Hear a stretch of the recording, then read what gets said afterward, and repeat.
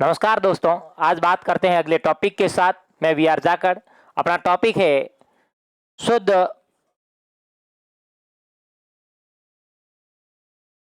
धारितीय परिपथ। अब इधर देखिए, परिपथ के अंदर केवल संधारित्र जुड़ा हुआ हो तो मेरे प्यारे दोस्तों ये शुद्ध धारितीय परिपथ है।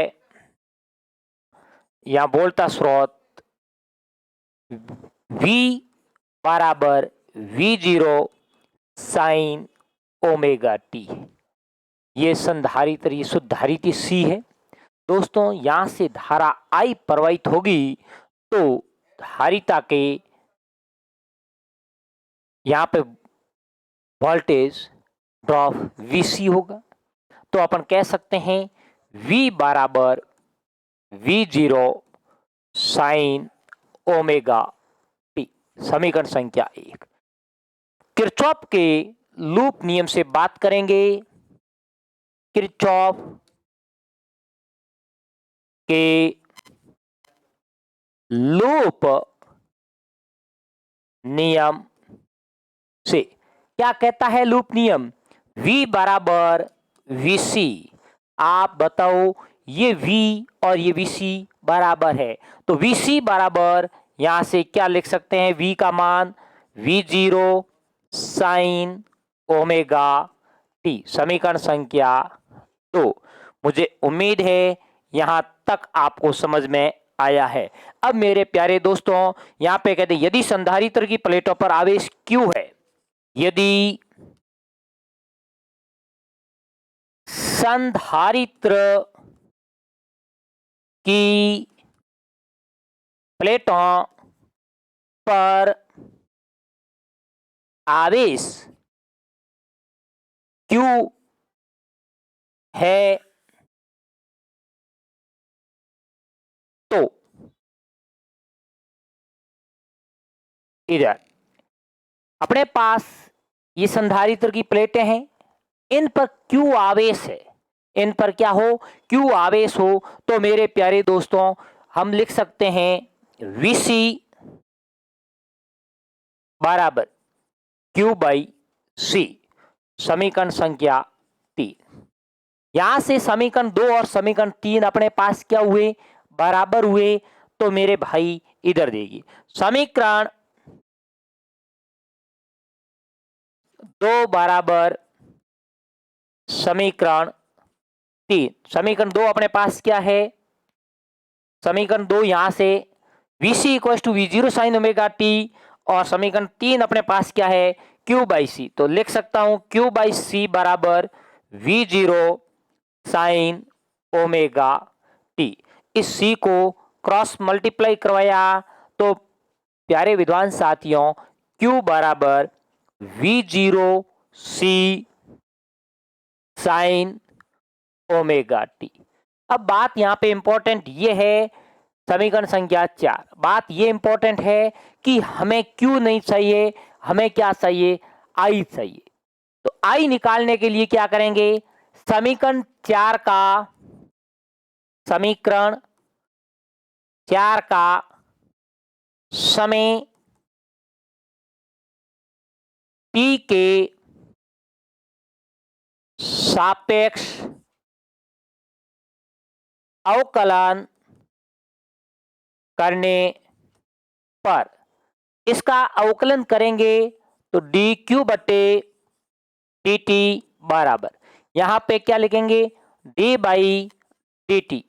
q का मान मेरे प्यारे दोस्तों समीकरण 4 से यहां पे क्या लिखेंगे?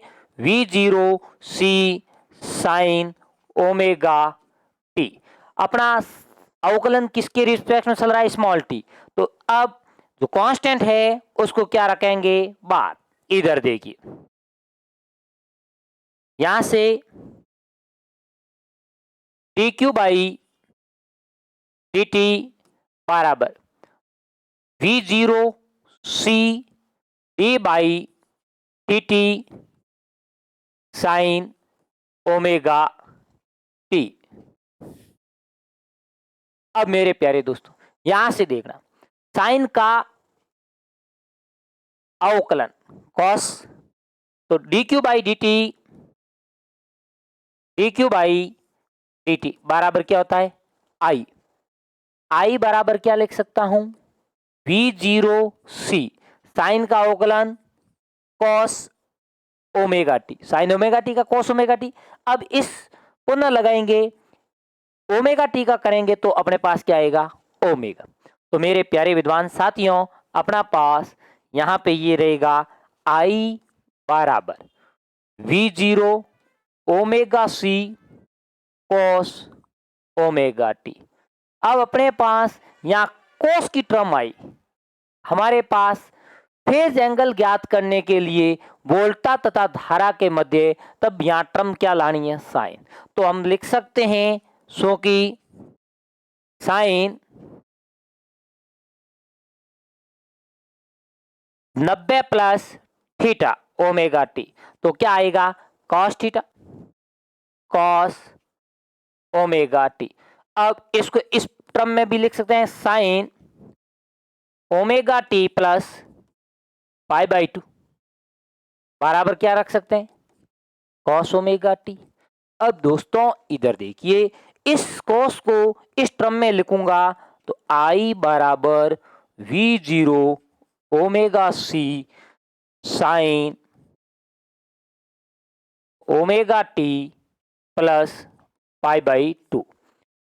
अब इधर देखिए, इसको यदि मैं ऐसे लिखता हूं आई बराबर V0 बट्टे 1 upon omega C sine omega T plus pi by 2।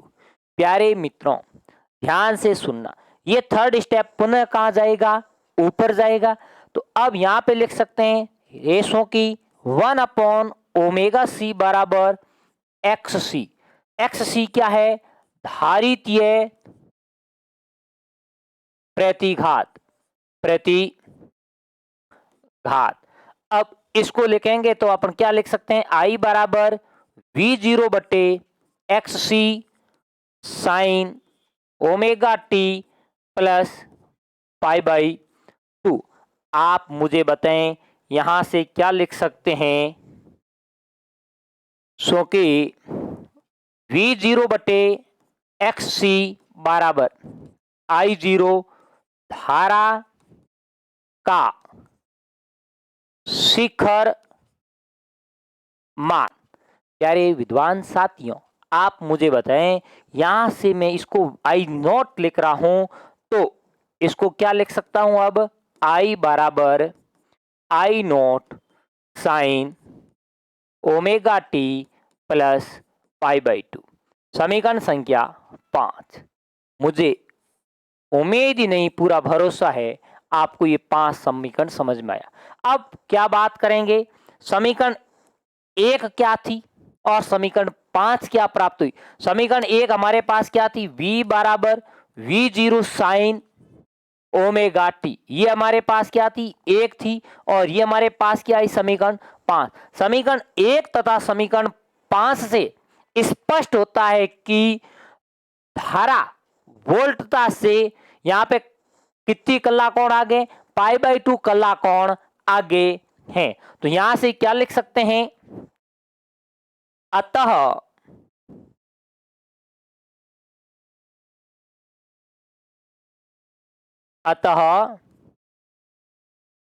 समीकरण 1 व समीकरण 5 से स्पष्ट है कि धारा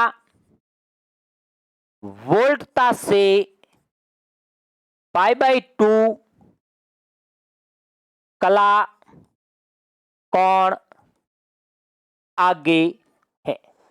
वोल्टता से कोण पाई बाई 2 कला कोण आगे हैं, अपने पास वोल्टता से पाई बाई 2 कला कोण धारा आगे है। कौन आगे हैं धारा आगे। तो मेरे प्यारे विद्वान साथियों अब बात करेंगे ध्रुवीय आरेख की। तो इसका ध्रुवीय आरेख और इसका फेजर आरेख कैसे बनेगा। हमारे पास ध्रुवीय आरेख। इधर देखिए,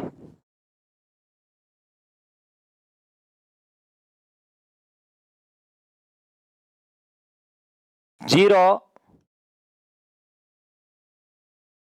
टी बाई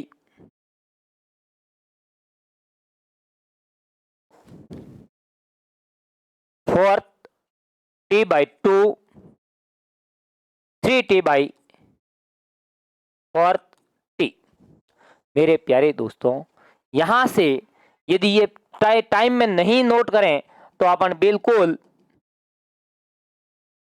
यहां पे इस प्रकार से बना सकते हैं।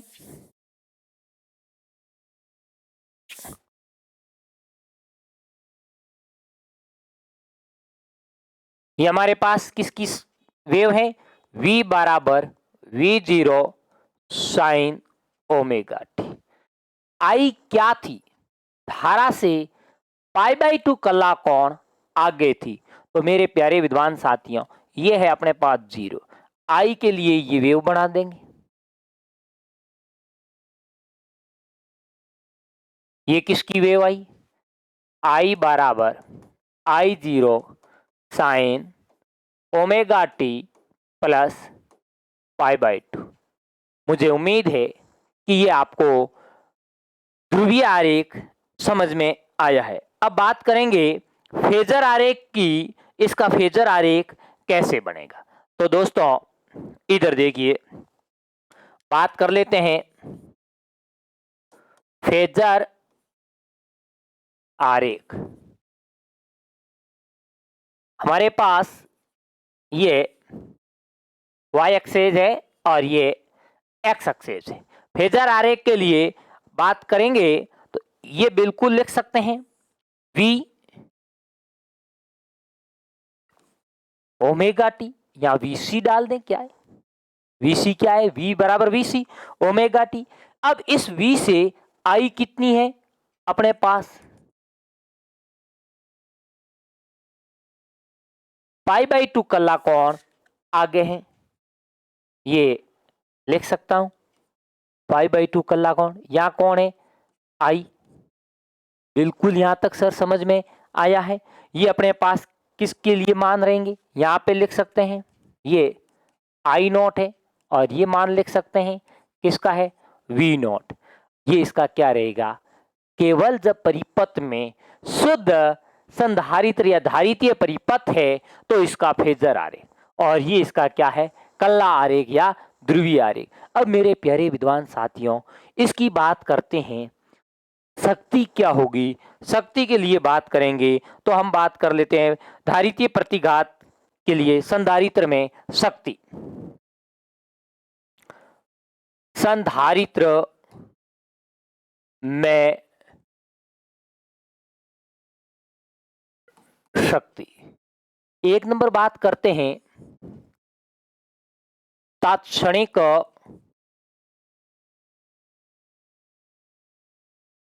शक्ति, और 2 नंबर बात करेंगे औसत शक्ति की। तात्क्षणिक शक्ति में क्या लिखेंगे? P, बात किसकी चल रही? C की, बराबर VI, क्योंकि V बराबर क्या है? V0 sine omega T. और दोस्तों I बराबर क्या था? I0 sign omega T plus क्या था? पाई बाई 2। ये दोनों वैल्यू थी या नहीं थी? अब मेरे प्यारे दोस्तों, हम यहाँ पे क्या करेंगे? इसको दोनों को यहां रखेंगे तो PC बराबर V0 साइन ओमेगा टी, और यहां पे क्या आया? I0 sign omega T plus pi by 2। मुझे उम्मीद है यहां तक समझ में आया। दोस्तों इसको पुनः क्या लिख सकते हैं? रेशो की साइन 90 प्लस थीटा यानी ओमेगा टी बराबर कॉस ओमेगा टी।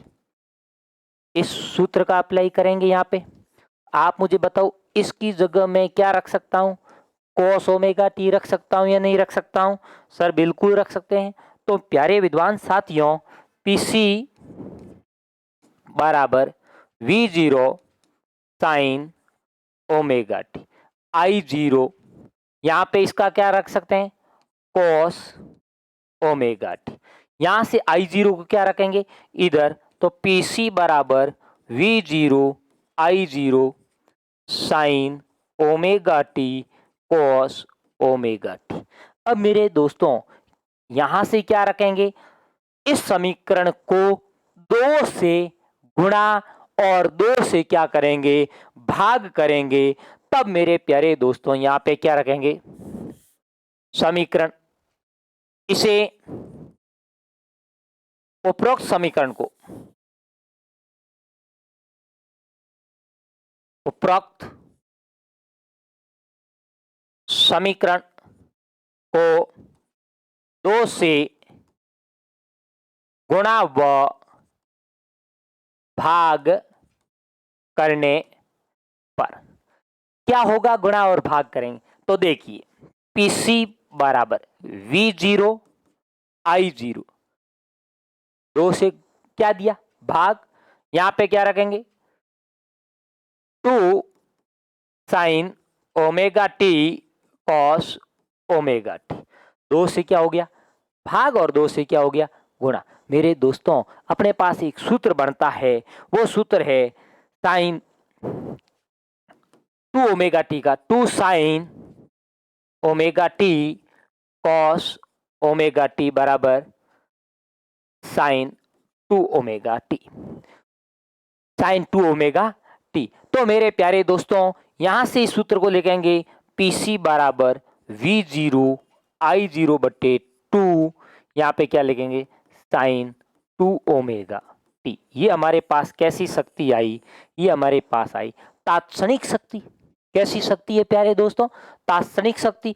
अब इसकी बात कर लें औसत शक्ति की, तो सर औसत शक्ति इसकी क्या आएगी, बात करते हैं सेकंड नंबर, औसत शक्ति PC एवरेज बराबर V0 I0 by 2 sign 2 omega T का क्या लगा देंगे पार। मेरे प्यारे दोस्तों इसका औसत क्या होता है 0, पिछली क्लास में पढ़ने पढ़ा था, तो PC बार बराबर क्या होगा 0। मुझे उम्मीद है, पूरा भरोसा है यहां तक आपको समझ में आया है। अब मेरे प्यारे दोस्तों अपन बात अगली एक और कर देते हैं। धारितीय प्रतिघात आवर्ती के क्या रहता है, व्युत्क्रमानुपाती रहता है। एक नोट पॉइंट डालते हैं, नोट,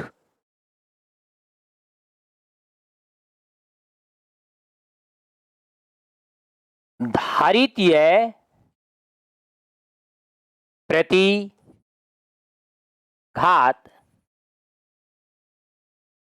आवृत्ति के व्युत्क्रमानुपाती होता है। कि कैसा होता है धारितीय प्रतिघात आवर्ती के व्युत्क्रमानुपाती, धारितीय प्रतिघात आवर्ती के व्युत्क्रमानुपाती होता है।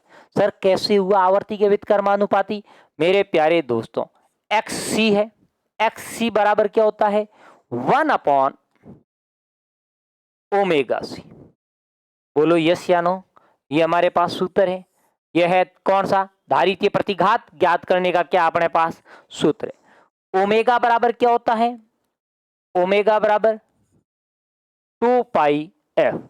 यहां पे एफ क्या है आवर्ती है, तो XC बराबर 1 अपॉन 2 पाई FC। मेरे प्यारे विद्वान साथियों यह है धारितीय प्रतिघात XC, यह है आवर्ती F, ये क्या है व्युत्क्रमानुपाती है। तब इसका ग्राफ कैसे आएगा, यहां से ग्राफ की बात करें तो मेरे पास आप मुझे बताएं, ये है आवर्ती F, ये है धारितीय प्रतिघात XC। आवर्ती बढ़ेगी तो धारितीय प्रतिघात व्युत्क्रमानुपाती होने के कारण क्या होगा दोस्तों, घटेगा। तो इसका ग्राफ इस प्रकार से आएगा। बोलो समझ में आया? यस। मेरे प्यारे विद्वान साथियों, इसका अंकिक सवाल माध्यमिक शिक्षा बोर्ड की दृष्टि से देख रहे हो तो आना पूरी उम्मीद है। यदि आप इसको और किसी व्यू से देख रहे हो, कंपटीशन के व्यू से, तो भी यहाँ से अंकिक क्वेश्चन बनता है, इंपॉर्टेंट है। तो इसमें अंकिक क्वेश्चन किस अकॉर्डिंग से बनता है? अब अपने पास ये सूत्र है, देखना, XC बराबर 1/ओमेगा C। ठीक है, ओमेगा बराबर 2πf, तो XC बराबर 1/2πfc, ये सूत्र आया। यहां पे यदि मुझे धारितीय प्रतिघात पूछे, XC क्या है? XC क्या है? धारितीय प्रतिघात। बात आती है पाई, पाई की वैल्यू हम रखेंगे 3.14, और एफ क्या है? आवर्ती है, आवर्ती है। ज्यादातर प्रश्नों में ये आवर्ती हमें 50 हर्ट्ज दी हुई होगी। और सी क्या है? सी क्या है? धारिता, धारिता, धारिता।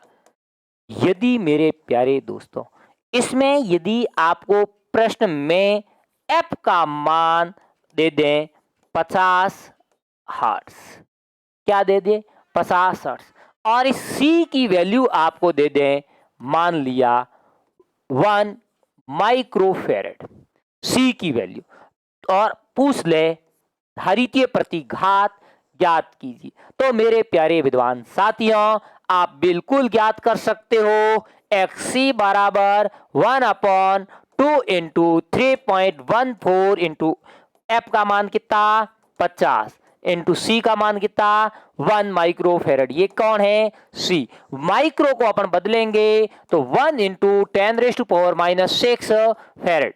अब मेरे प्यारे दोस्तों, यहां पे क्या लिखेंगे? 1 इंटू 10⁻⁻6।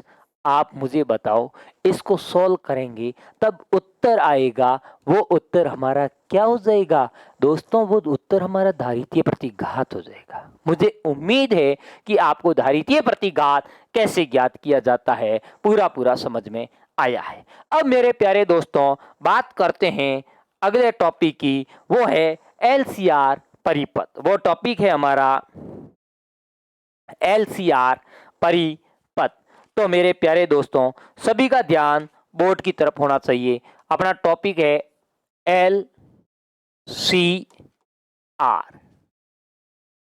परिपथ, इंपॉर्टेंट है। प्यारे विद्वान साथियों, यदि इस प्रकार से देखना,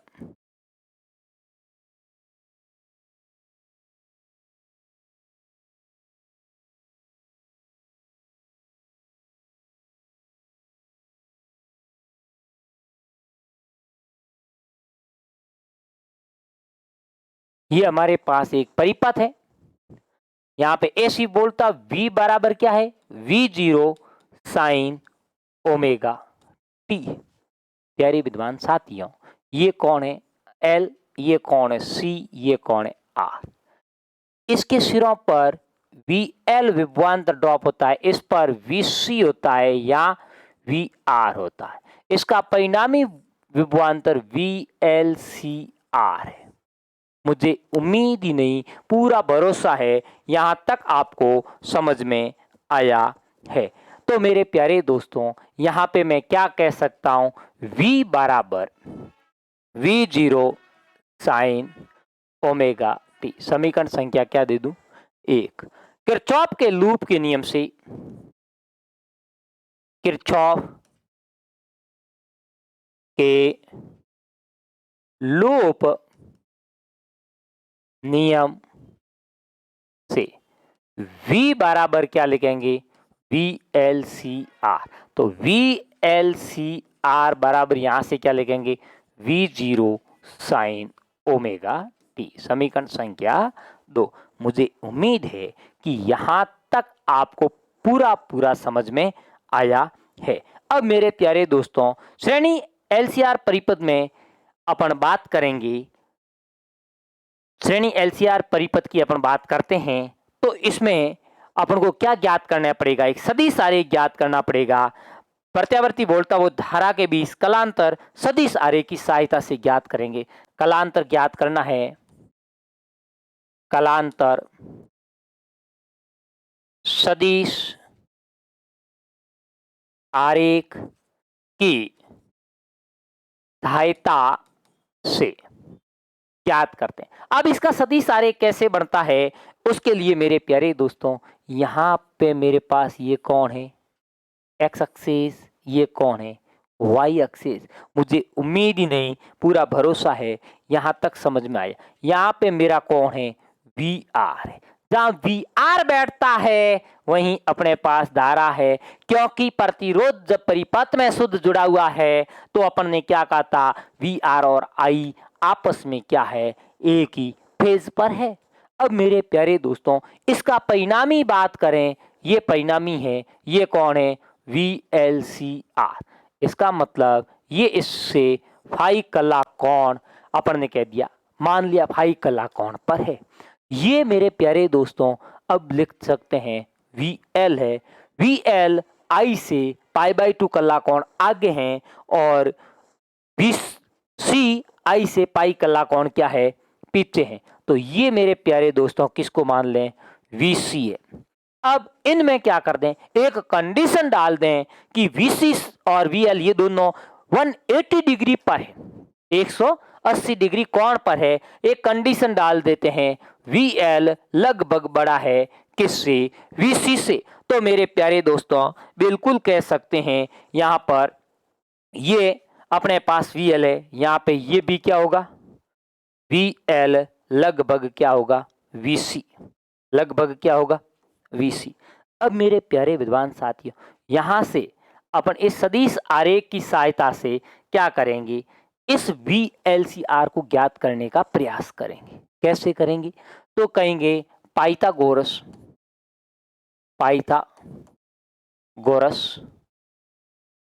प्रमेय से। क्या कहती है पाइथागोरस प्रमेय? पाइथागोरस प्रमेय कहती है VLCR स्क्वायर बराबर VR स्क्वायर प्लस VL लगभग क्या है, VC, VL लगभग क्या रखेंगे, VC का स्क्वायर। अब यहां से क्या लिखेंगे, VLCR बराबर root of VR square plus VL लगभग VC का स्क्वायर। मुझे उम्मीद ही नहीं, पूरा भरोसा है यहां तक आपको समझ में आया है। इसको दे देते हैं प्यारे दोस्तों समीकरण संख्या 3। अब क्या हमने पहले पढ़ा है, वो हमने ये पढ़ा है VR इक्वल टू होता है IR, VL इक्वल टू होता है IXL, VC इक्वल टू होता है IXC। मुझे उम्मीद ही नहीं, पूरा भरोसा है ये बात आपको आ रही है। ये मान अपन समीकरण संख्या क्या रख देते हैं, 4। ये समीकरण 4 के मान समीकरण 3 में रखते हैं तो मेरे प्यारे दोस्तों क्या होता है इसके बारे में देखना।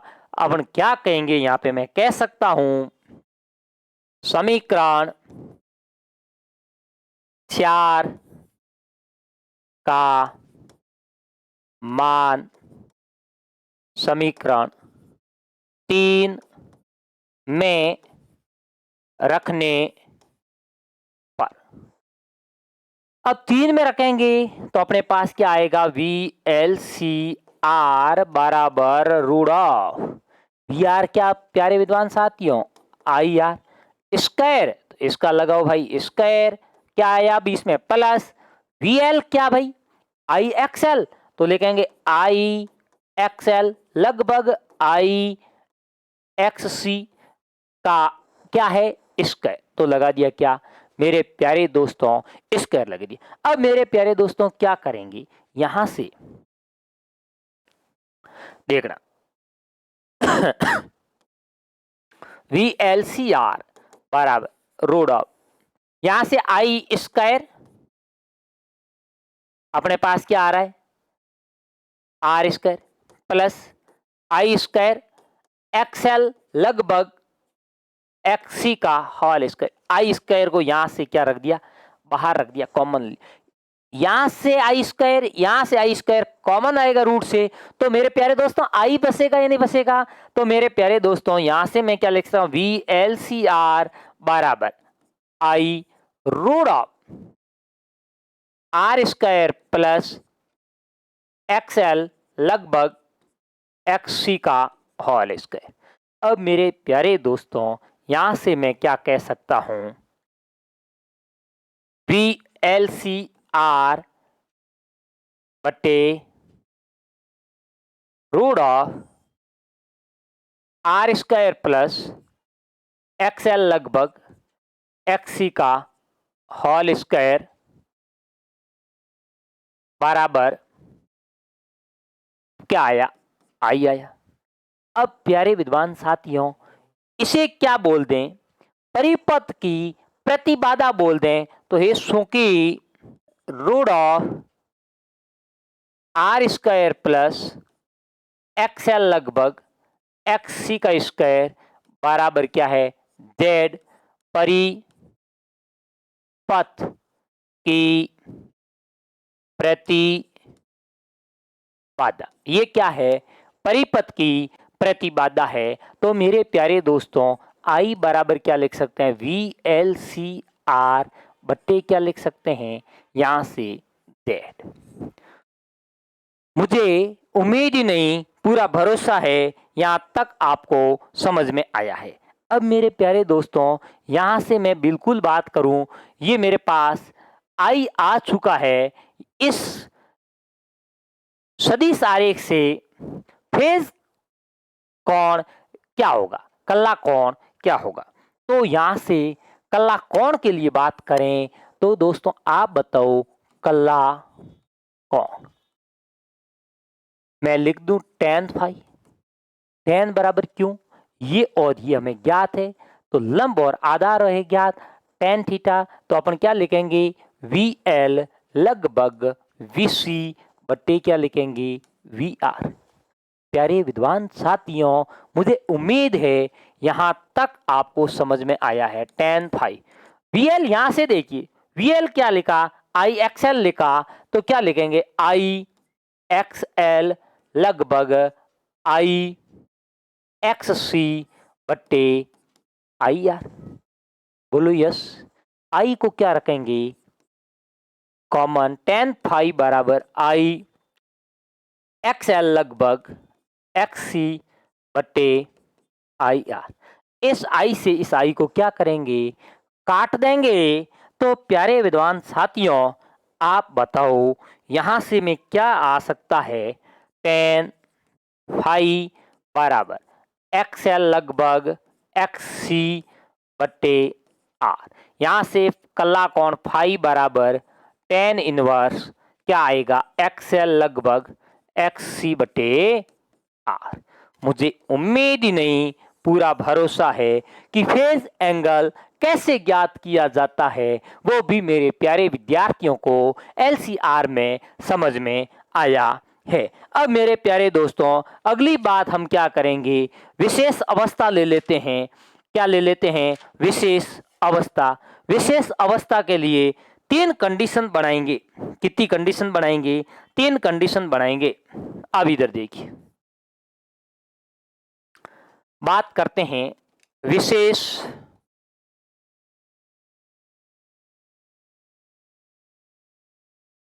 अवस्था।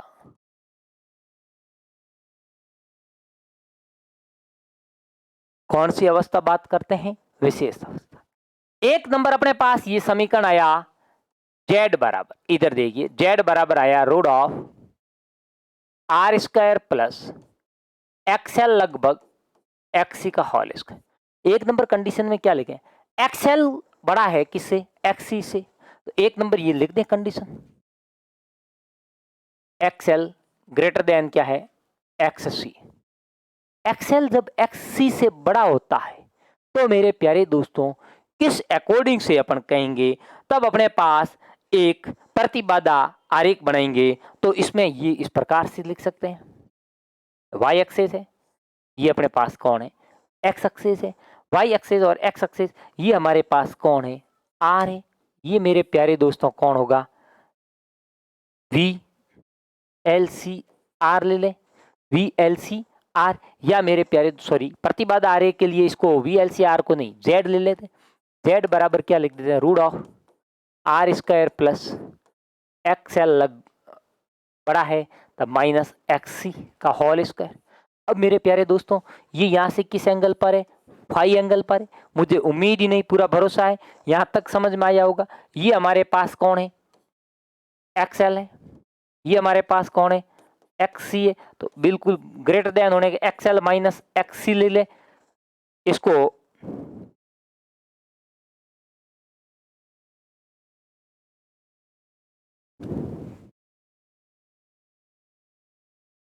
ऐसे बना दें। मुझे उम्मीद है यहाँ तक आपको समझ में आया। अब मेरे प्यारे विद्वान साथियों इसका फेजर आरेख किस अकॉर्डिंग से बनेगा उसके लिए ध्यान से समझना है। इसको यदि इस प्रकार से लिखें, ये हमारे पास z ये हो गया, तो tan फाई क्या होगा, tan फाई बराबर एक्स एल लगभग था वहां पे बड़े होने के कारण एक्सएल माइनस एक्स सी बटे क्या हो जाएगा, आर हो जाएगा, एक्सएल बटे क्या हो जाएगा, आर हो जाएगा। मेरे प्यारे विद्वान साथियों पिछले में आप जरा देखिए, ये रहा tan इनवर्स एक्सएल माइनस लगभग एक्स सी बटे आर, इसी को मैंने क्या किया है, लिखा है यहाँ पे ये। मुझे उम्मीद है कि आपको यहाँ तक समझ में आया है। अब मेरे प्यारे दोस्तों इसकी बात करते हैं किसकी, फेजर आरेख की। तो इधर देखिए क्या बात कर लेते हैं, फेजर आरेख। पूरा पूरा समझने का प्रयास कीजिए फेजर आरेख को। अब यहां पे अपने पास कौन है,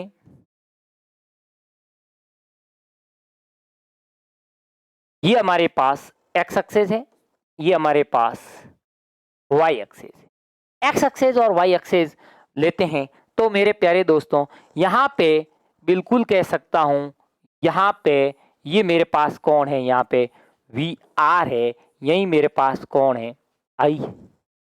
अब एल है, एल क्या होता है, इसके अंदर एल जो बनता है आई से 90 डिग्री एंगल आगे होता है। ये मेरे पास कौन आएगा, इसका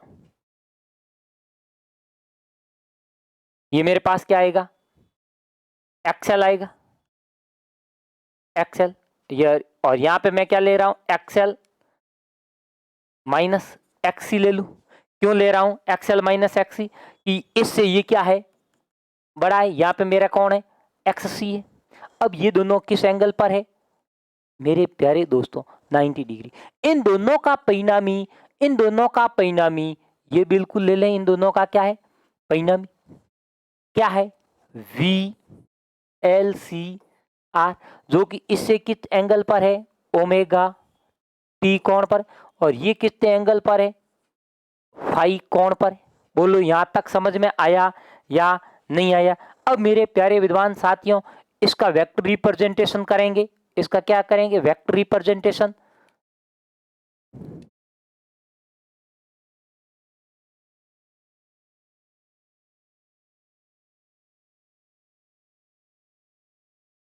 ये इसका क्या रहेगा, फेजर आरेख। मुझे उम्मीद है कि यहां तक इसका फेजर आरेख आपको समझ में आया है।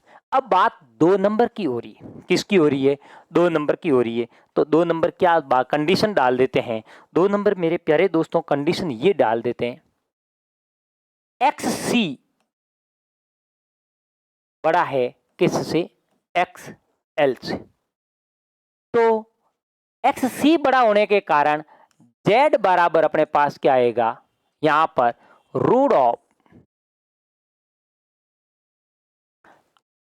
R square plus X C minus X L का होल स्क्वायर। बड़ा कौन है? एक्स सी बड़ा है, तो पहले एक्स सी को लिखेंगे, बड़े में से छोटे को क्या करेंगे प्यारे दोस्तों? घटाएंगे। और कल्ला कौन क्या होगा? कल्ला कौन tan फाई बराबर, पिछली बार एक्सएल माइनस एक्स था, इस बार एक्स सी माइनस क्या होगा? एक्सएल बट्टे आर। मुझे उम्मीद ही नहीं यहां तक समझ में आए। अब बात करेंगे प्रतिबाधा आरेख की। किसकी बात करेंगे? प्रतिबाधा आरेख। यहां पे ये मेरे पास कौन है? वाई एक्सेस है, ये मेरे पास क्या है? एक्स एक्सेस है। मेरे प्यारे दोस्तों, यहाँ कौन है? एक्स सी है, यहाँ कौन है? एक्स एल है। यहाँ तक मुझे उम्मीद है आपको बिल्कुल समझ में आया है। अब मेरे प्यारे दोस्तों, यहाँ पे कहेंगे x C minus X L. क्यों? क्योंकि एक्स सी बड़ा है, किससे बड़ा है? एक्स एल से बड़ा है। तो यहाँ पे ये कौन आ जाएगा? जेड बराबर root of R square plus X C minus X L का क्या होगा? Whole square. यहाँ से ये किस एंगल पर है? फाई एंगल पर है। मुझे उम्मीद ही नहीं, पूरा भरोसा है यहाँ तक आपको समझ में आया है। अब इसका क्या बनाएंगे? फेजर आरेख बनाएंगे। क्या बनाएंगे? फेजर आरेख। तो दोस्तों बात कर लेते हैं फेजर आरेख। फेजर आरेख कैसे बनता है? इसका फेजर आरेख इधर देखिए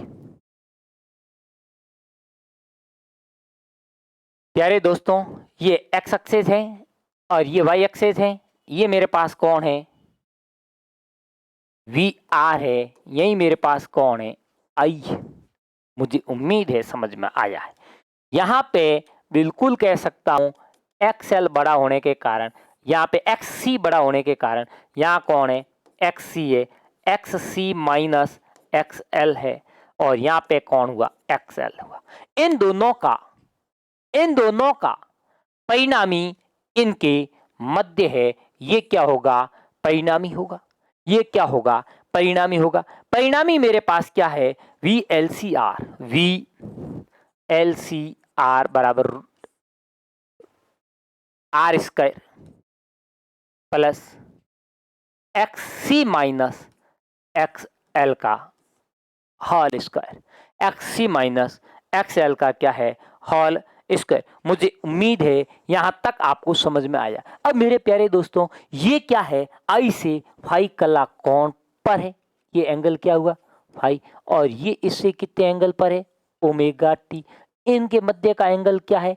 90 डिग्री। मुझे उम्मीद ही नहीं, पूरा भरोसा है ये आपको समझ में आया है। ये आपको समझ में आया है। इस अकॉर्डिंग इसका वेक्टर रिप्रेजेंटेशन कर देते हैं।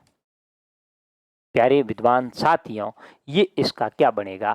फेजर आरेख बनेगा। मुझे उम्मीद ही नहीं, पूरा पूरा भरोसा है कि इसका फेजर आरेख आपको समझ में आया है।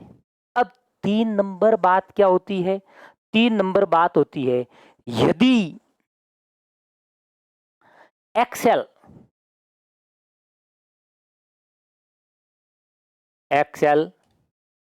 बराबर क्या हो जाए? एक्स सी हो जाए तो क्या होगा? तो मेरे प्यारे दोस्तों, जेड बराबर क्या होगा? रूट ऑफ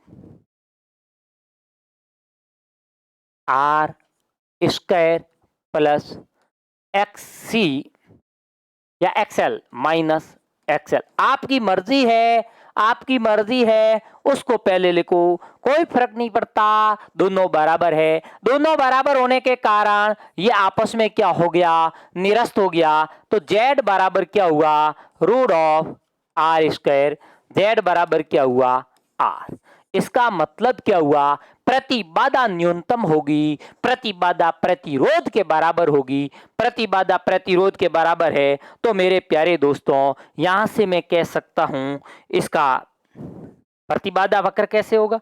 यहाँ पे ये मेरे पास एक्स एल है, ये मेरे पास एक्स सी है और ये मेरे पास वी आर है, यही मेरे पास आई है। ये मेरे पास क्या होगा? प्रतिबाधा यही मेरे पास क्या होगा, प्रतिबाधा आरेख। अब मेरे प्यारे विद्वान साथियों, फेजर आरेख कैसे बनेगा इसके बात कर लेते हैं। फेजर आरेख, फेजर आरेख इधर देखिए, ये y एक्सेस है, ये x एक्सेस है, बिल्कुल सिंपल सा। ये मेरे पास क्या है, xc, ये क्या है, xl बराबर कैंसिल आउट, और ये मेरे पास क्या है, यहाँ पे मेरे पास VR है, यही मेरे पास कौन है, I है, ये मेरे पास क्या होगा, ओमेगा टी होगा, ओमेगा टी होगा। ये इसका क्या हुआ, फेजर आरेख हुआ। अब मेरे प्यारे दोस्तों, यहां से जब XL और XC आपस में बराबर होता है तब परिपथ अनुनादी परिपथ बनता है। ये अनुनाद की स्थिति होती है। अनुनाद को अगली क्लास में पढ़ेंगे पूरा पूरा। तब तक हमसे जुड़े रहिए। आज के लिए इतना ही। धन्यवाद दोस्तों।